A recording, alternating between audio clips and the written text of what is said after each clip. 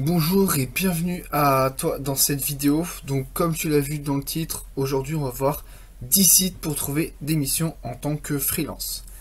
Et on va commencer directement avec le premier site qui est Kamats. Alors du coup Kamats c'est un concurrent direct de Malte. D'ailleurs Malte j'en parlerai un peu plus tard.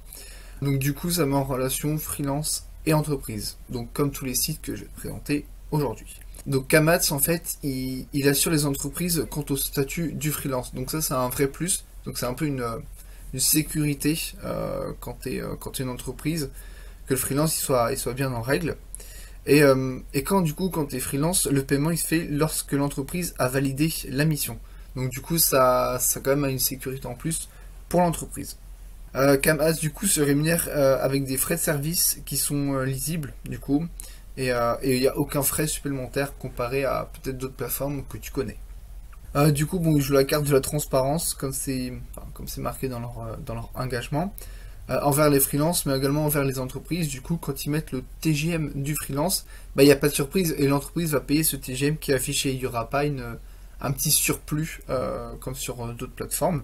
On va aller voir un peu dans les ressources ce qui s'y passe.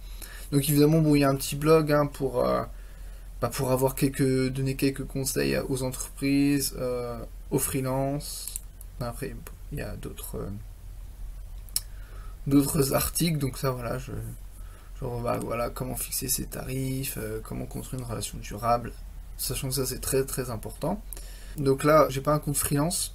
Mais Kamats, ils intègrent aussi des outils pour aider les freelances, donc c'est-à-dire des outils de gestion et de facturation directement dans leur plateforme. Donc ce qui fait un peu une plateforme, on va dire tout en un. Ensuite, on va aller voir la deuxième plateforme, Weeboss. Tac. Alors du coup, Weeboss, c'est une pareil plateforme de mise en relation. Mais elle met en relation les entreprises de moins de 10 salariés, donc les TPE, avec des freelances. Donc c'est vraiment du coup pour le coup accès à petites entreprises, parce qu'elles aussi elles ont des besoins et n'ont pas forcément les moyens de se payer des gros freelances. Ok, donc on va effectuer une petite recherche. Donc par exemple Community Manager, ouais, on va mettre à distance. Voir ce qui nous amène. Donc ok, ça nous amène évidemment des profils. A noter ici que du coup, il n'y a pas les tarifs qui sont affichés directement. Donc ça, c'est à noter. Tiens, on va juste cliquer sur voir le profil, par exemple ici. C'est la particularité de Weeboss que je veux te montrer, c'est qu'en fait, ils intègrent un véritable CV numérique sur la plateforme et qui est référencé auprès de Google. Du coup, en fait, ça permet aux freelances qui n'ont pas forcément de site web de pouvoir tout simplement en fait se créer une sorte de vitrine, un site vitrine directement sur la plateforme et qui sera référencé directement sur Google. Donc avec le SEO, le référencement naturel. Et ça, je trouve ça plutôt intéressant pour le coup. Donc là, on voit les expériences, les missions réalisées. On peut contacter directement Manon. Donc pour les freelances, du coup, il y a deux offres. Donc une offre gratuite et une offre à 10 € par mois qui donne droit à plus d'avantages. La particularité, c'est que là, les entreprises n'ont pas à payer, si ce n'est le prix des prestations. Et en fait, du coup, le modèle économique de Weeboss, c'est qu'ils vont se rémunérer donc avec les abonnements que les freelances vont souscrire. Et du coup, ils vont prendre une commission sur les frais de mission. Donc, par exemple, l'entreprise va payer 400 € et Weeboss, eux, ils vont prendre genre 50 € par exemple. C'est juste un exemple sur la mission. Donc, c'est vraiment pensé pour les petites entreprises. Du coup, avec une inscription gratuite, du coup, il y a beaucoup d'entreprises que ça peut intéresser. Et vu que ça s'adresse aux petites entreprises, ça tombe bien. Ok, ensuite, le troisième site que je voulais te montrer, c'est du coup freelance.com.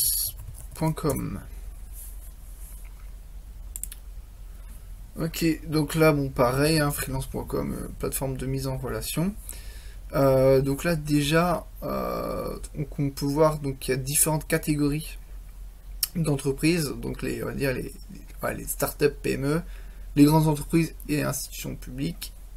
Et du coup, donc là voilà, il y a beaucoup de ressources aussi également. Donc tu as des guides, des blogs, des événements, donc je vais pas tout détailler, tu pourras aller faire tes propres recherches.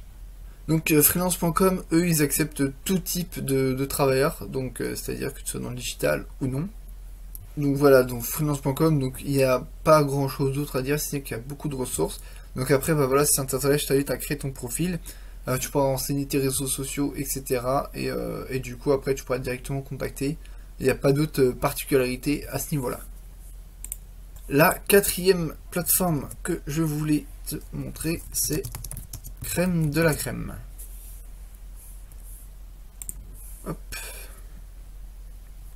Voilà, donc Crème de la Crème, comme son nom l'indique. Donc là, tu peux voir déjà, donc il y a des partenariats et un blog. Donc blog, bah, ce qui dit blog dit ressources, etc. pour t'aider dans ton activité de freelance. Souvent, les plateformes font ça parce que justement, en partageant des ressources, en fait, déjà, ça permet d'être référencé. Donc, c'est-à-dire bah, d'être visible sur Google en première page. Et ça permet aussi de donner des conseils, en fait, de créer une sorte d'attachement, des freelances pour la plateforme, ce qui va les pousser à utiliser la plateforme par la suite. Ils ont également des partenariats. Donc ça, c'est très intéressant parce que c'est pas tout ce qu'ils font. Donc on peut voir donc Conto, qui est une banque en ligne, Freebie.me, qui est un logiciel de gestion et de facturation, Indie, Cocoon, WeMine, qui est une mutuelle pour indépendants. Bon, après les autres, je connais pas trop. Donc voilà, donc ils présentent des avantages, etc. Je te laisserai faire tes propres recherches sur ça. Donc Crème de la Crème, comme son nom l'indique, en fait, il sélectionne du coup les meilleurs freelances. Donc ici, les entreprises vont déposer en fait des appels d'offres et du coup, bah, les freelances sur la plateforme vont pouvoir y répondre.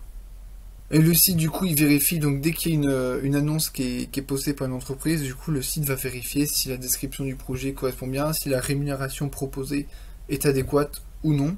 Et du coup, en fait, ils vont s'assurer de la qualité et de la pertinence de l'offre, donc pour s'assurer vraiment une offre de qualité. Et c'est pour ça que derrière, eux, ils vont s'assurer d'avoir des freelances de qualité. A noter que cette plateforme est 100% gratuite, mais par contre, ils prennent 18% de commission donc sur l'émission, ce qui est assez énorme. Donc voilà, pas de frais d'inscription, mais une grosse commission. Le cinquième site que je voulais te montrer, c'est 404 Works. Donc, 404 Works.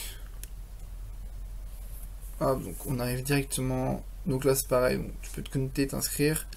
Tu as aussi un blog et une newsletter. Donc ce qui peut être intéressant. La newsletter, si tu veux être tenu informé de tout ce qui se passe dans l'actualité de freelance. Ils ont également un blog. Donc là pareil, hein, même topo que sur le site précédent. C'est voilà, tu as des conseils, ça permet de se référencer. L'inscription sur les sites se fait donc gratuitement pour les freelances. Tu peux également payer un abonnement à 10 € par mois pour être mis en avant sur la plateforme, un peu à l'image de WeBoss qu'on a vu précédemment. Donc là, du coup, les entreprises en fait vont déposer un brief et du coup, le freelance va pouvoir y répondre. Puis après, bon, ils échangent, etc. Comme sur toutes les autres plateformes. Donc, ce qui est intéressant aussi, c'est que là, le freelance en fait, il va pas être prélevé de commission. C'est les entreprises en fait qui vont payer un peu plus cher la plateforme du coup. Et en fait, les freelances, du coup, lui, l'entreprise va poster donc un brief, etc., avec une rémunération. Et le freelance, du coup, il va pouvoir être rémunéré au prix indiqué par l'entreprise. Et du coup, la plateforme va prendre une petite commission sur l'entreprise, qui va payer, elle, un peu plus cher. Ensuite, la sixième plateforme que je voulais te montrer, c'est Guru.com.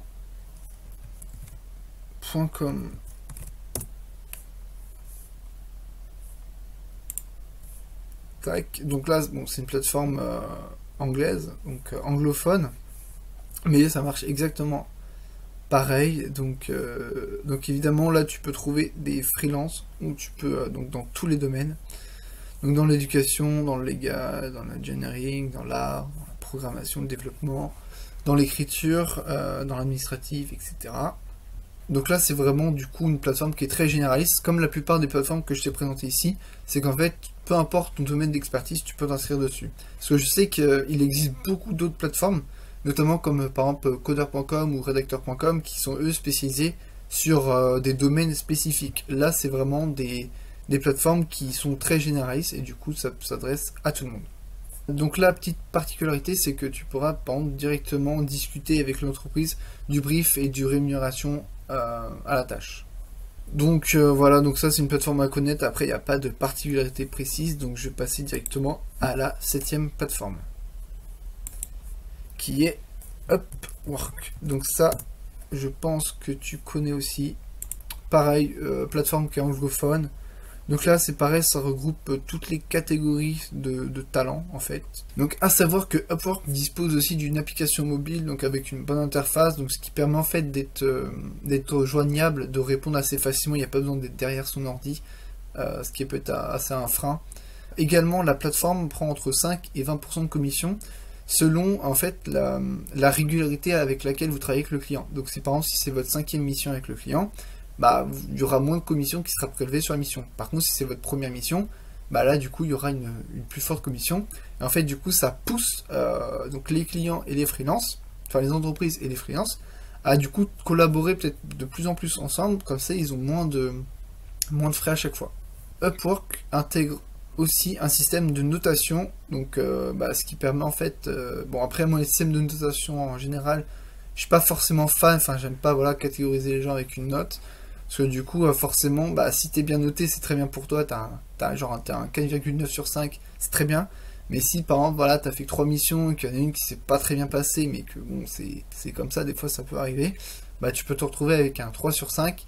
Et là, du coup, ça peut être plus compliqué parce que du coup, tu seras moins visible et ça sera plus dur pour toi de trouver des clients. Donc, mais voilà, ils intègrent un système de notation.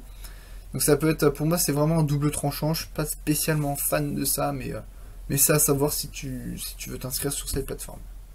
8e du coup plateforme que je veux te montrer, c'est Malt, donc que tu connais très certainement. Donc anciennement c'était Upwork, donc créé en 2013. Donc là bon voilà, paiement sécurisé. Donc oui, à savoir que Malt est couvert par l'assurance AXA. Donc toi si en fait en tant que freelance du coup c'est une sécurité en plus. Parce que du coup t'es payé, il me semble que c'est dans les 72 heures après la fin de ta mission, t'es payé par la plateforme. Et en plus, tu es couvert par l'assurance AXA au cas où il se passe vraiment un truc pas très cool. Donc ça, c'est vraiment sécurisé pour le freelance. Pour les entreprises, du coup, tu as plusieurs formules. Donc tu as la standard, donc avec 5% de frais de service, tu as une autre avec 9%, et tu as la plus corporate. Donc voilà, ça s'adresse qu'aux entreprises, c'est évidemment des ressources. Donc les ressources, je sais que des fois ils font des études, par exemple, ils ont fait une étude en commun avec un moment, c'était la BCG, la Boston Consulting Group, en 2017 sur un peu le freelancing en Europe, etc., sur ce qu'attendaient les entreprises, sur comment avoir une relation durable avec un freelance, etc. Donc si ça t'intéresse, je te laisserai aller voir. Donc voilà, ils ont également, ah bah tiens, voilà, je tombe sur un article, ça c'est plutôt intéressant pour un freelance, parce que un article avec Notion. Donc Notion qui est un peu, on va dire, un tout en un, on va dire un CRM pour... Enfin voilà, tu peux tout faire avec, gérer tes projets, tes missions, etc. Et donc du coup, ils ont fait un article en commun avec eux. Donc voilà, donc tu as des études... Voilà, bah tiens, tu as une étude 2022 freelancing en Europe. Tiens, j'ai 2022. Donc ce qui est plutôt pas mal. Donc Malt, du coup, c'est la plateforme numéro 1 en France. Donc là, on peut voir un peu toutes les entreprises. Donc voilà, donc 50 000 entreprises. Moi, la dernière fois que j'avais regardé, c'était 40 000. Donc ils ont accéléré. Et du coup, il y a plus de 300 000 freelances qui sont inscrits sur cette plateforme. Ce qui en fait, du coup, la plateforme numéro 1. Et du coup, tu as plus de 100 domaines d'activité dessus. Donc vraiment très généraliste. Et du coup, c'est voilà, c'est la plus connue. Et c'est là où tu as plus de chances peut-être de trouver des missions. Si tu débutes en tant que freelance. Après, il y a plus de chances, mais il y a plus de concurrence aussi. Donc là, ça va être... après, évidemment, je crois que j'en ai déjà parlé, mais c'est vrai que du coup, plus tu as de concurrence, et plus ça a tendance à tirer les prix vers le bas. Donc faut faire attention à ça quand tu es débutant. Donc du coup, je t'ai parlé là des offres pour les entreprises, mais du coup, pour les freelances, je ne l'ai pas mentionné, mais du coup, l'inscription est 100% gratuite. Donc évidemment, il y aura une commission qui sera prélevée sur les missions. Donc on va essayer de faire juste une petite recherche pour, même si je pense que tu connais. Alors, pareil. C'est que là du coup il y a le TGM du freelance qui est affiché. Donc là par exemple on voit 200 € par jour, 150 € par jour. Ce qui fait qu'en fait l'entreprise n'a pas forcément de mauvaises surprises. Elle peut même filtrer en fonction du tarif par jour et du coup ça s'actualise directement. Bon, il y a même les petits statuts etc. Donc ça je te laisserai quand même faire tes propres recherches là-dessus. Donc voilà, c'est tout pour Malte. Maintenant, je vais te présenter la 9e plateforme. Du coup, c'est Fiverr. Donc Fiverr, donc pareil, engager des freelances. Là, la particularité de Fiverr, c'est qu'en fait, c'est pas entreprise freelance, c'est en fait freelance avec le reste du monde. C'est-à-dire, je vais m'expliquer. En général, une plateforme, c'est une entreprise qui va déposer une annonce où en fait, c'est les freelances qui vont mettre leur TGM, etc. Et l'entreprise va venir piocher. Là, en fait, c'est tout le monde qui peut commander. Donc, c'est-à-dire qu'il n'y a pas besoin d'être une entreprise pour commander un service sur Fiverr. Donc voilà, on va retourner avec un exemple tout con. C'est par exemple Community Manager, on va rechercher. Donc voilà, donc là, bon, il y a les tarifs, donc il y a marqué à partir de. Donc après, par exemple, si on voit là, à partir de 4,94€, c'est très précis. Et donc du coup, là, elle te met ce qu'elle peut faire, toutes ses prestations, etc. Donc voilà, je te laisserai voir tout ça. L'inscription à Fiverr, du coup, elle est 100% gratuite, mais par contre, il prend une commission de 20% sur toutes les prestations qui sont effectuées. Ouais, c'est gratuit, mais après, derrière, niveau commission, bah voilà, c'est quand même assez onéreux. Donc après, à toi de voir si ça peut t'intéresser ou non. Voilà, donc ensuite, voilà, t'as des guides, t'as des podcasts, des blogs, enfin voilà, t'as tout un tas de ressources aussi, comme sur les autres, comme sur certaines autres plateformes. Donc je te laisserai aller voir ça si ça t'intéresse. Et la dernière, c'est du coup ComeUp. Donc ComeUp qui est anciennement du coup 5€, que tu dois connaître. Donc 5€, ils se sont fait notamment connaître parce que justement ils proposaient des microservices à partir de 5€ justement. Donc en fait, du coup on peut voir, là si on clique sur en savoir plus, en fait du coup ils nous disent que du coup, comme ils veulent un peu s'internationaliser, du coup ils ont besoin d'un nom un peu plus, parce que 5€ c'est très français, mais du coup ComeUp, du coup c'est un peu plus international, un peu plus anglophone. En fait, du coup, le 5€, ça correspondait plus vraiment, parce que du coup, c'est vrai que les services, c'était plus forcément 5€, mais il y en avait qui allaient jusqu'à des centaines d'euros. Donc là, ils ont expliqué ça, donc je te laisserai aller voir si ça t'intéresse. Et donc après, ça reste pareil, hein, c'est des microservices dans tout type de domaines, donc réseaux sociaux, audiovisuels, etc. Et donc après, voilà, c'est comme toutes les autres, tu trouves le prestataire qui correspond à tes besoins.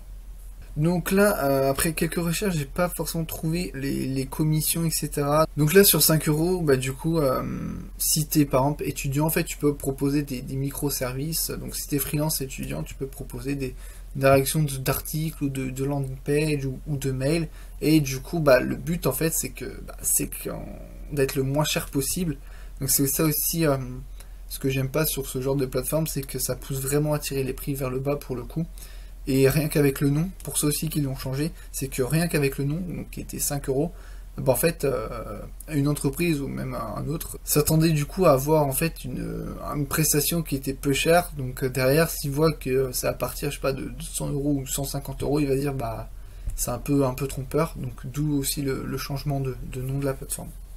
Donc voilà, c'était la dernière plateforme. Donc je pense que là, dans les 10 que je t'ai présentés, il y en a que tu connaissais sûrement, d'autres que tu ne connaissais pas. Je tiens à souligner, du coup, moi, j'ai aucune préférence dans toutes ces plateformes. Hein, c'est juste une présentation et c'est après à toi de faire tes propres jugements.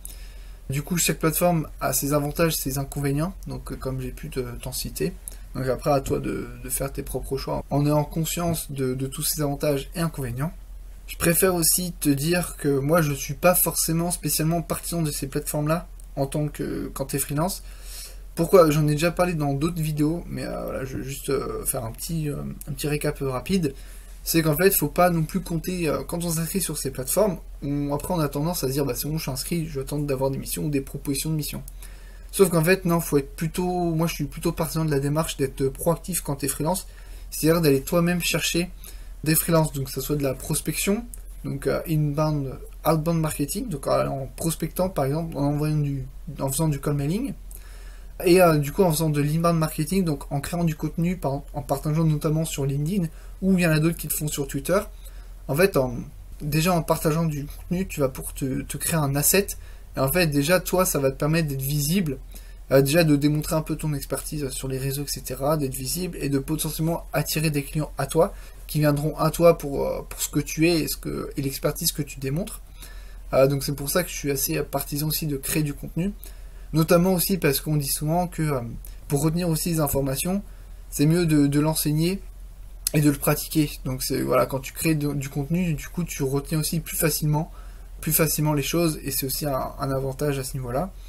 Et en prospectant, je trouve ça aussi assez bien parce que du coup tu peux cibler aussi les entreprises. Si tu as envie, je sais pas, de travailler avec une entreprise en particulier, ou si tu vois qu'une entreprise a fait par exemple une levée de fonds récente, du coup toi tu vas dire bah du coup là ils ont du budget, ils ont fait une levée de fonds, donc là ils ont beaucoup de budget, moi je vais aller les cibler, etc. Parce que là je suis sûr que du coup au niveau budget ça va aller, ils vont pas me dire souvent l'excuse ah bah on n'a pas assez de budget ou autre.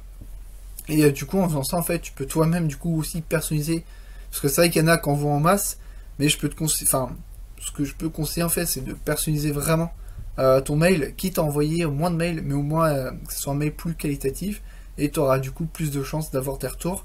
Et l'entreprise, voilà, si toi c'est pareil, si on te démarche, bah voilà, t'aimes pas être un parmi une centaine d'autres. T'aimes bien entre guillemets être unique. Bah là c'est pareil, il faut que tu fasses sentir à l'entreprise qu'elle est unique. Donc du coup les plateformes c'est bien. Pour moi c'est bien, voilà, ça, si tu débutes, ça peut être très bien pour trouver tes premières missions, te faire tes premières armes, obtenir tes premiers témoignages clients aussi. Mais c'est vrai qu'il ne faut pas compter que sur ça, et c'est voilà, ce que je voulais vraiment te faire comprendre aujourd'hui. C'est que il n'y a pas que ces plateformes en fait sont un outil, mais parmi d'autres pour trouver des clients. J'espère que cette vidéo t'aura aidé. Si c'est le cas, n'hésite pas à t'abonner, à liker, à commander. Tu connais la chanson, ça nous soutient et ça nous pousse en fait à te délivrer du coup de plus en plus de contenu que tu pourras appliquer dans ton activité. Si tu veux en savoir plus sur notre application qui ne va pas tarder à sortir, il y a le lien de notre site en description où tu pourras t'inscrire à notre newsletter pour recevoir nos dernières actualités et être tenu informé lorsque l'application sortira. On se retrouve prochainement dans une autre vidéo. A bientôt!